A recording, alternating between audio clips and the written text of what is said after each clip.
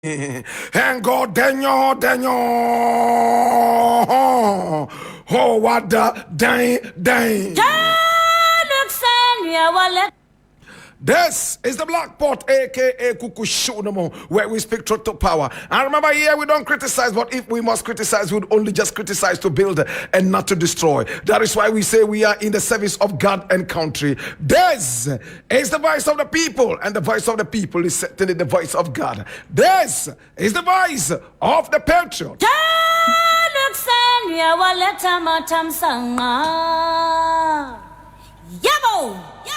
And of course, today we have a number of issues to look at. And I need you to come along as we look at some of these things. Remember, these are all from the news reel. And we always endeavor to keep this real. This is the voice of the patriot.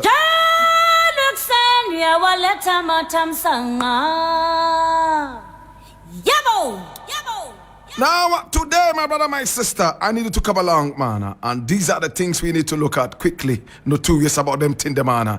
Hey, now the very first story I am looking at today is taken from Ghana Web. And what does it say? It says, while Ghana was wallowing in debts, Oforiata's bank made $9.2 million US. Manasseh Azure's new book reveals. Now, when it comes to Manasseh Awini Azure, you can say that he does in-depth analysis of his issues. And he goes deep into research, my brother, my sister. In fact, this is one of those. He has released a book. And the book is titled, The President Ghana Never Got. I read, renowned investigative journalist Manasseh Azure Awini, in his latest publication, The President Ghana Never Got, has disclosed how some individuals in the Nana Addo Dankwa Akufo-Addo government benefited from Ghana's woes of high indebtedness. In his 409-page book, the journalist shared copies of documents he obtained from the Ministry of Finance through a right to information request, which showed that the bank of former Minister of Finance Ken Oforiata Data Bank made millions of dollars from the country's indebtedness. Details of the book, which were published by My Joy Online, showed that as Oforiata was signing debt instruments which were pushing the country into a ditch, Data Bank was making millions of dollars. Now the bank, together with two other financial institutions, became the regular facilitators of the Akufo-Addo government's borrowing when Oforiata became finance minister, and it benefited greatly from both Ghana's international and domestic debts. Now, the documents disclose that Oforiata's data bank made a whopping $9.2 million American dollars through the loan agreement it facilitated for the country while he, Oforiata, was in office.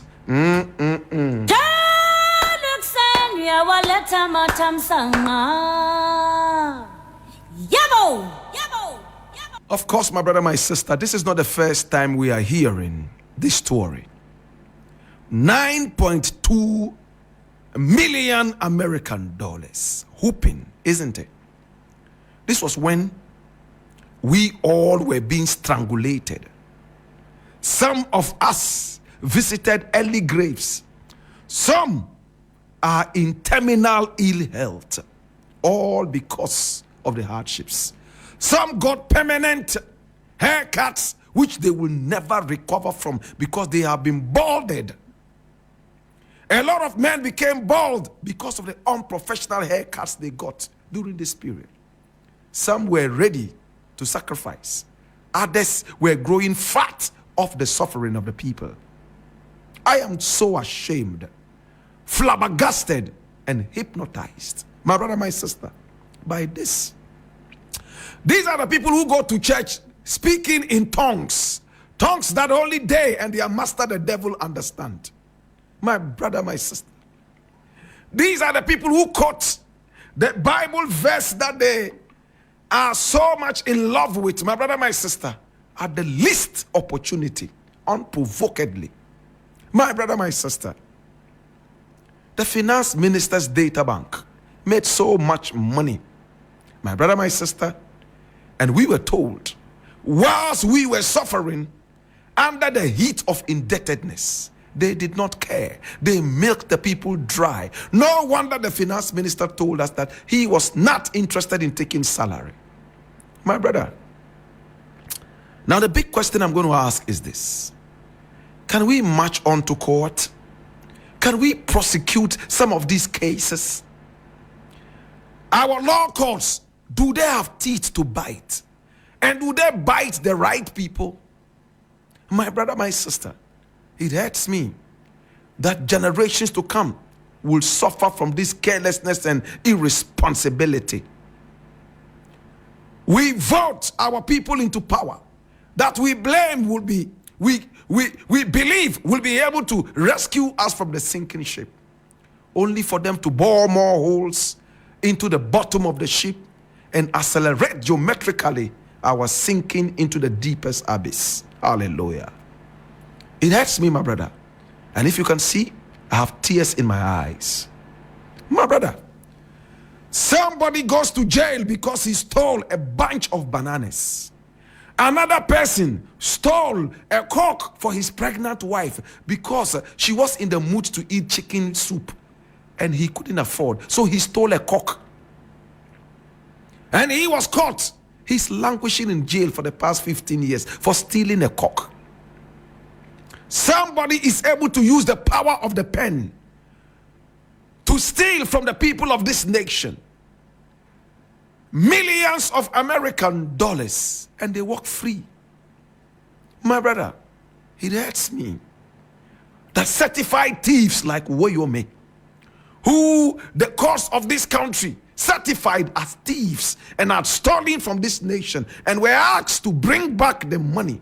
My brother, my sister, up till now, we do not know what is happening to that indebtedness to the nation. They told us that we should not call anybody a thief until the law courts call them thieves.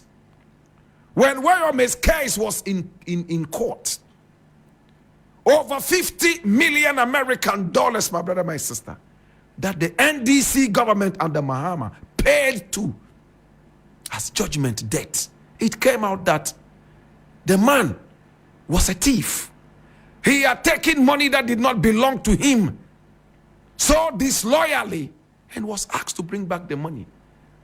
My brother, my sister, he fought it in court over and over. At the end of the day, they gave him a certificate certifying him as a thief. What happened to these people? Have they paid the debts? Or are they still playing Humpty-Dumpty business with us? It's Humpty-Dumpty business, right? My brother, my sister, we saw how a reverend minister of God, a prophet of God, had two identities, two different mothers, two different days of birth. And he benefited entirely from his relationship with this government, as proven by Honorable Samuel Okujeto Ablakwa. All they could do was to threaten people with spirits and so on and so forth. What is this country bargaining for? It hurts me, my brother. It hurts me, my sister. Every time I have to sit back and watch our nation go down like this. I have children. They will grow up and have children. I will become an old man if I am lucky. Maybe I will even lose my teeth. Maybe my words will not be even audible in the last days.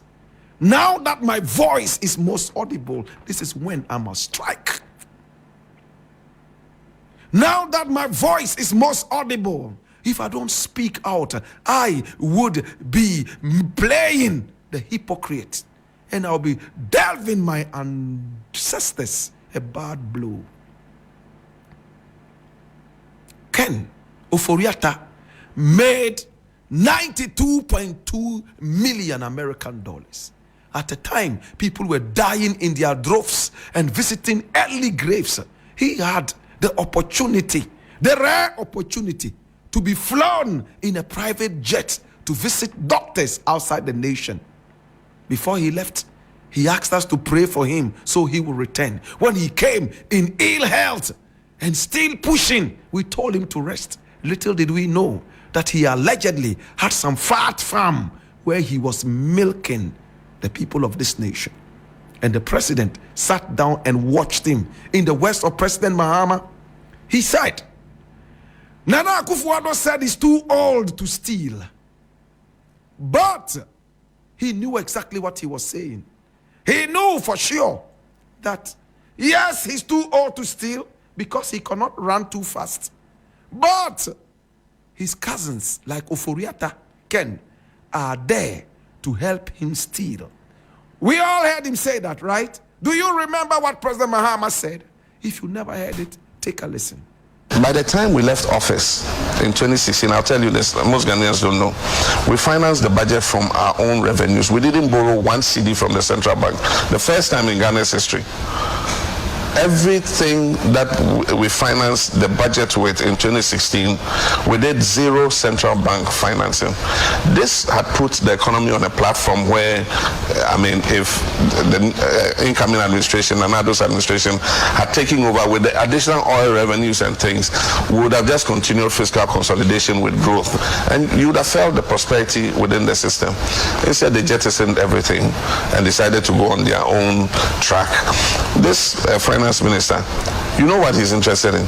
All he's interested in is going on the bond market and borrowing money because he benefits from it indirectly. His company is at the bottom of borrowing all these euro bonds. He's borrowed $9 billion from the bond market in 4 years. And every bond he floats, Data Bank makes money out of it through proxies and other things, And so this is clearly conflict of interest. The president knows about this, and that's why he says, I'm too old to be corrupt. I'm not going to steal your money. Because he knew his relatives would steal the money for him. And that's exactly what's happening. He can go to a plush retirement because of Oyata and Gabi and everybody will look after him. I'm too old to be corrupt. I'm too old to be corrupt. I'm too old to be corrupt. I'm too old to be corrupt. I'm too old to be corrupt. I'm too old to be corrupt. He can go to a plush retirement because of Oyata and Gabi and everybody will look after him. I'm too old to be corrupt. I'm too old to be corrupt. I'm not going to steal your money because he knew his relatives would steal the money for him.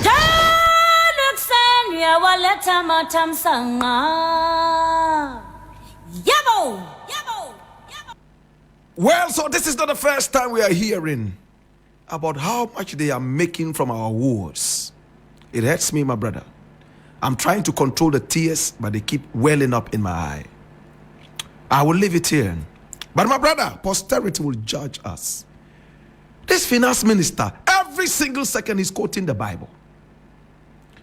Why are you busily quoting the Bible when your actions intentionally put people in graves?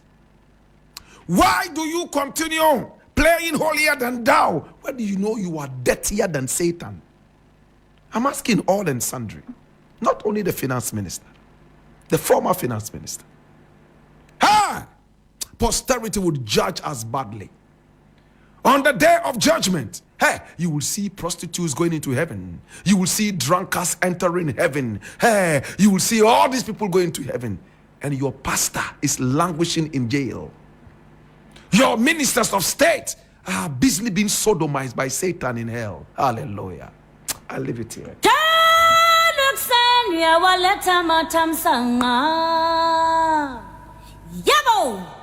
Next thing I want to look at is related to this issue, and I need you to come along, my brother, my sister. And I'm reading this from my Joy Online. It says, government to raise 78 billion Ghana cedis via treasury bills in quarter 2024. I read. The government plans to borrow 78.441 billion Ghana cedis. Did you listen? Did you hear that? The government plans to borrow, the word there is borrow, 78.441 billion from the money market in the third quarter of 2024. Out of that, 53.804 billion will be used to roll over short-term maturities, while the remaining fresh issuance of 24.6 plus billion would be used to meet its financial requirements. I leave it here.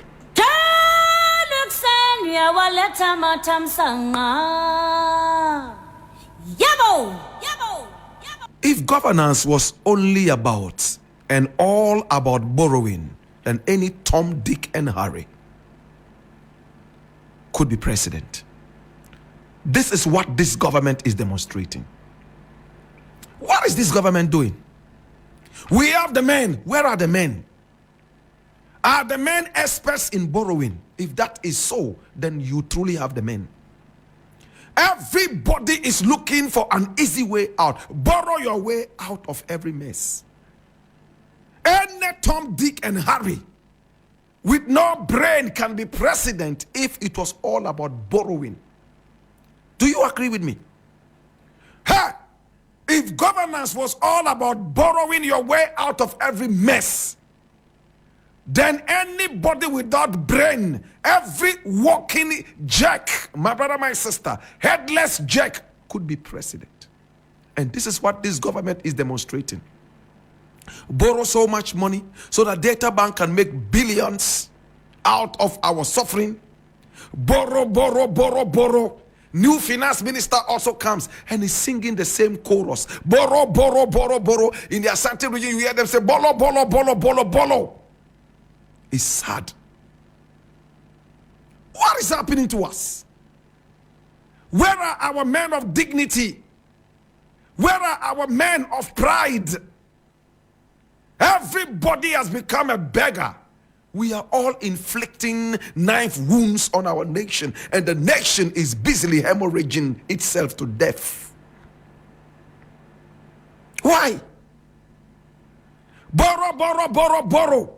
No ingenuity of governance. No creativity. My brother, my sister, it is so sad, and I am so hurt.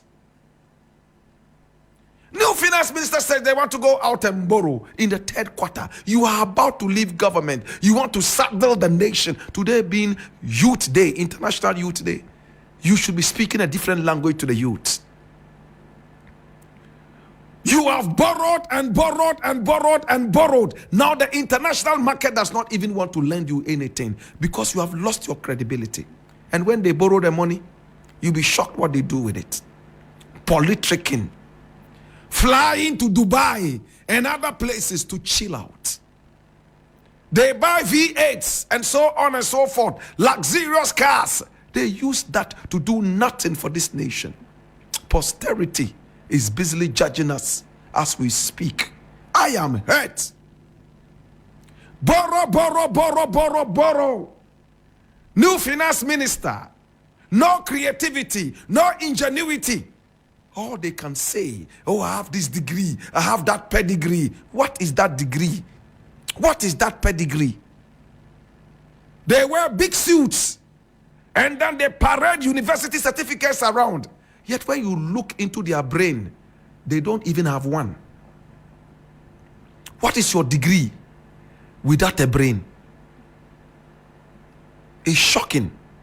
As Mahama said in that tape, they financed the 2016 budget from their own coffers without having to fall on the central bank.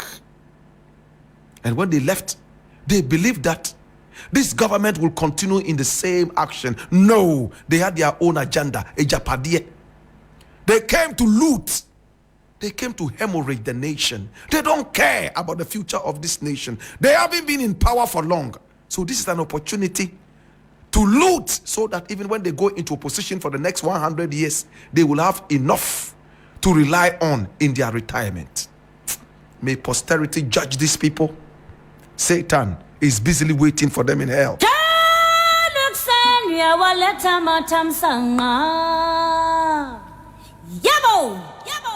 Now the last issue I would like to look at has to do with the Airbus scandal. The Airbus SE scandal. And I read, Airbus scandal. Do you know how much Mahama's brother will contribute to his campaign? And this is Martin Kpebu talking. And I read, lawyer and political commentator Martin Kpebu has argued that even though An investigation by the Office of the Special Prosecutor, OSP, into the Airbus scandal has exonerated former President John Dramani Mahama of any wrongdoing related to corruption and corruption-related matters. The fact that John Mahama's brother, Samuel Adam Foster, received money as an intermediary for Airbus means that John Mahama could have financially benefited from the sale of Airbus aircraft to the government of Ghana. He asserted that Samuel Adam Foster can contribute to John Dramani Mahama's campaign without evidence of John Mahama having benefited directly from the cash paid to him by the Airbus company. I leave it here. Yes, I do.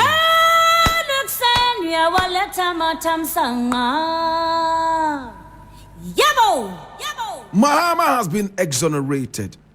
The so-called witch hunting has come to a halt. I didn't say a stop, I said a halt. My brother, my sister, I truly want this matter to be woken up again in the international front. The man who paid the bribes said he paid bribes. And he went ahead to pay almost 4 billion American dollars for this crime. Did you hear that? My brother, he went ahead to pay about 4 billion American dollars for the crime. Did you hear me right? I said the Airbus SE crew that confessed that they paid the bribe, paid the penalty of paying the bribe, and it was about 4 billion American dollars, 3.9 billion American dollars. Do you know how much money that is? That's the amount of money we went to the IMF and the World Bank degrading ourselves for. We borrowed that and we are doing political campaign with that. My brother, so the Airbus SE people who paid the penalty of about 4 billion, saying that they paid bribes. I would love to see this same international court go into this issue. Yes, Mahama has been exonerated. He didn't do any wrong thing. Can we investigate who took the bribes? That's all I want. Now, the Office of the Special Prosecutor only said Mahama has been exonerated and some other people, no evidence of wrongdoing. Can we now investigate the bribe? The Airbus SE said that they paid bribes to some Ghanaian people and went ahead to pay a penalty of close to 4 billion American dollars. My brother, this bribe that they paid plus the penalty of almost 4 billion can make or unmake Ghana if we use that money with common sense. Every year we go borrowing. Every government comes borrowing. Now the finance minister wants to borrow before they get out of power. What is this? With all your gold and diamond? My brother, I want to see this thing investigated. Who took the bribe? I want to know. Do you want to know? Or you are not interested? After all, you don't care about Ghana. Who took the bribe? Please, can I ask one more question? Do we have the Airbus in Ghana? Did it arrive in Ghana? Did it arrive in Ghana? Did it not arrive in Ghana? Do you know? Why don't we have a national airline if that Airbus came here? Please, I'm asking again. The Airbus plane, is that the one we are using as what is it called? National jet? The presidential jet, is that it? That is the one the president said is too small for his huge, giantly body. Is that the one? Can somebody answer this for me? Where is the Airbus that was supposed to come into this nation? Has it arrived yet? Why was the bribe paid? Did we pay money from this country for that Airbus plane? Please, somebody needs to educate me. I don't know. Is the plane here? Where is the plane? Who is using it? Or did they pay the bribe in anticipation of selling the plane and it got botched? You know what it means to say botched, right? They paid the bribe for them to be able to get some big money from Ghana to pay for the plane. But at the end of the day, the plane wasn't bought. So therefore, no money was paid out to Airbus SC. But for paying the bribe, Airbus SC still has to pay a penalty of 3.9 billion American dollars. I don't know why our communicators are not going into this. Where is the plane? Is it here? Was it a botched deal? So the bribe, who took the bribe? Can we investigate that? Sometimes when I look at our nation, it shocks me how partisan we are.